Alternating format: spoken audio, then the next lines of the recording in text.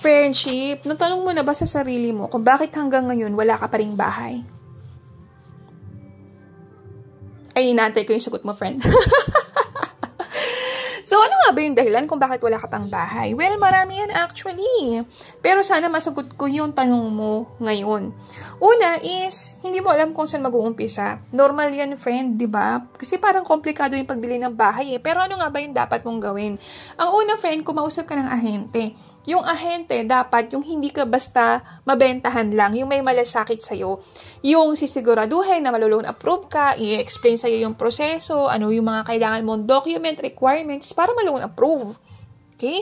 Kasi doon mo matatanong lahat ng gusto mong at kailangan mong itanong. Doon mo malalaman yung mga detalye ng pabahay. So, maghanap ka ng reliable agent. Pangalawa, scam. Oo, ang dami kasing nakapost sa internet ngayon. Hindi mo malalaman kung ano yung legit sa hindi. Mamaya, too good to be true, napakamura, pero hindi naman pala totoo. So, ang maganda dyan, friendship, is kumuha ka ng pabahay sa mga maayos na developer. Yung may mga pangalan na para sure na hindi ka may i-scam. And then, sumama ka sa mga tripping. Tignan mo yung bahay, tignan mo yung location, basahin mo yung mga dokumento para malaman mo kung legit or hindi. Pangatlo, minsan, nakukulangan ka lang sa lakas ng loob eh. Yung, baka hindi mo kayanin. Tsaka takot ka sa commitment. Ayan. Kaya ka single eh. Charot. So, ang pagkuha ng property, friend, hindi yan kagaya sa pelikula na hindi ka lang makabayad ng 2 months, 3 months, iilit na agad or kukuhain yung bahay mo, palalayasin ka. Hindi siya ganun. Actually, basta makipag-usap ka lang sa financing, bank man yan, o pag-ibig, mag-promissory note ka, hindi yan basta-basta may elite, no?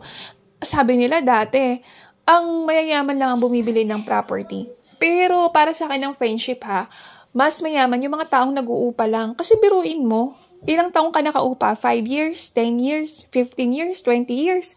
Tapos, hindi naman sa'yo mapupunta yung bahay. Binuhay mo lang yung landlord mo. At the end of the day, wala kang property. Paano yun kapag wala ka ng trabaho, wala kang pambayad ng upa? Saan ka makikitira? Sa anak mo? Sa kapatid mo? Diba? Ang hirap kaya makisama. And lastly, bakit tinitipid mo yung sarili mo? Bakit wala kang ponder, friend? Ang tagal mo na nagtatrabaho, pero bakit hindi ka naglalaan ng para sa'yo? Para i-secure yung future mo. Ayaw mo bang umuwi sa bahay na ikaw ang may-ari? Ayaw mo bang mag-design ng sariling home sweet home mo na nakikita mo sa Homebodies? 'Di ba? So, huwag kang matakot, friend. Kasi itong step na to, yung pagpundar mo para sa sarili mo yan, ito naman yung moment na iisipin mo naman yung sarili mo, yung kapakanan mo. Hindi na mahal magkabahay ngayon, friendship. Ang daming nang mura. Kailangan mo na lang mag-decide. Magkakabahay ka ba or not? So, kung ready ka na, or gusto mo malaman yung pasikot-sikot, mag-message ka lang sa mga angels namin, oh. Babait niyan.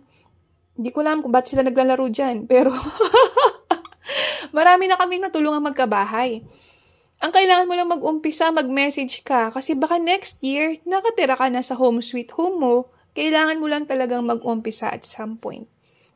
Mag-message ka, magtanong ka, only magtanong, walang tama o maling tanong sa taong gustong magkabahay. So, mag-message ka sa amin, sa kahit sino sa BDDR Angel, sabihin mo yung budget mo per month para mahanapan ka namin ng ganong pabahay kasi hawak namin lahat ng properties. 'Di ba? Gusto mo ng 2 bedroom, gusto mo ng may parking, saan mo gusto?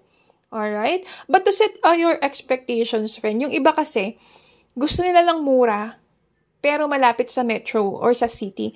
Walang ganon, Mars. Kahit mag-antay ka ng 10 years, 20 years at mag-abang ka ng magmumura na property na malapit sa Taguig, sa Makati, walang ganon. Alam mo kung bakit? Kasi ang value ng property o ng lupa, ng kondo, bahay at lupa, pataas lang yan ng pataas.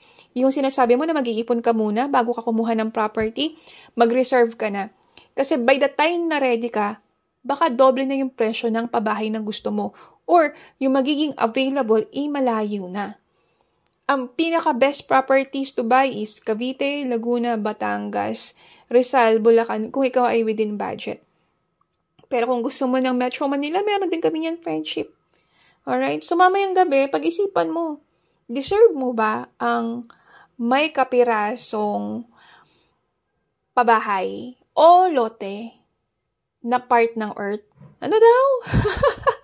Deserve mo ba yung may title ka? 'Di ba? Yun nandun yung pangalan mo. Kagaya nila, mga bata pa yan, friendship. Pero, nag-decide sila na magkabahay na. Ikaw din, kaya mo yan. Kailangan mo lang maniwala sa sarili mo kahit hindi naniniwala ang iba sa'yo. Mag-message ka na, friend, para magkabahay ka na. Tutulungan ka namin. Alright? Bye!